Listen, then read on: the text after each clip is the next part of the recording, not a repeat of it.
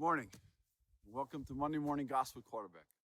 This week, we follow up Jesus' baptism at the beginning of his life in public, where he calls his first disciples, his first students, to come and see. So let's check out a passage from the Gospel as we enter into this week's experience. The first disciples of Jesus, from John's Gospel. The next day, John again was standing with two of his disciples. And as he watched Jesus walk by, he exclaimed, "Look, there's the Lamb of God." The two disciples heard him say this, and they followed Jesus. When Jesus turned and saw them following, he said to them, "What are you looking for?" They said to him, "Rabbi," which translates means teacher, "where are you staying?" He said to them, "Come and see." They came and they saw where he was staying, and they remained with him. It was about 4:00 in the afternoon. Come and see. Come and see. This is one of my favorite passages or lines in Scripture. I love it for a couple different reasons. First, I love it because it continues to speak to me. It speaks to me as a teacher. It's something I use every year when I start my grade 12 leadership class as part of my invitation to them to come and see, to see what the year is going to be about, to see how it applies to you and to your life and to your experience.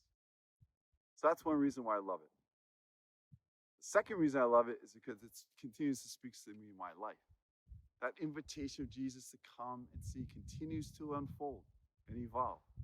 I hear it differently now that I'm in my 50s than I did in my 40s.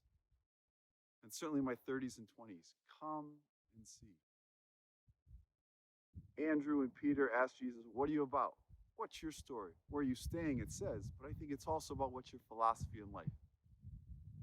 What's your perspective? How to live your life? How to live out this covenantal law? How to deal with the questions of evil or suffering? What's your answer? Jesus doesn't give an answer. I also love that. All he does is invite. He just invites them to come check it out, to see how it fits and applies to your life. He doesn't tell them what it is. He lets them experience on their own, because that's the relationship of faith. That's the relationship we have with God and with Jesus. We have to experience on our own. We have to go and see how it fits, how it applies to our life. That's why I love this reading, because it continues to unfold and invite all of us, to invite the church, to invite us as individuals and as a community. And this week especially, we look at it as all Christians. This is the week of prayer for Christian unity, celebrated throughout the world. There's 2 billion Christians in the world. 2 billion. If we were truly unified, we would live into that prayer of Jesus. May they all be one. We would live into the reality or truth that Paul tried to share. One communion of mind and heart. So, perhaps this week, as we listen to that invitation to come and see, perhaps we can pray in a special way for unity within the Christian churches, to unity within those 2 billion people that shared in Jesus' baptism that we looked at last week, that share in his commissioning of being beloved, and share in that response to the invitation to come and see 2 billion of us. So together, I'd like to share the prayer that Jesus called us to do, to create God's kingdom. And so we say, "Our Father, who art in heaven, hallowed be thy name. Thy kingdom come, thy will be done on earth as it is in heaven. Give us this day our daily bread, and forgive us our trespasses, as we forgive those who trespass against us. And lead us not into temptation, but deliver us from evil.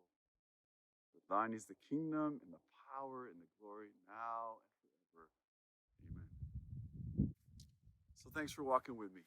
Maybe this week you could take a moment every day, perhaps a minute, to pray for Christian unity, to raise your hearts and minds toward God, to pray for acceptance, understanding, forgiveness, healing where it's needed. And then we'll offer up the Our Father as we just did, praying for, helping to create God's kingdom. Have a great week, everyone. Peace.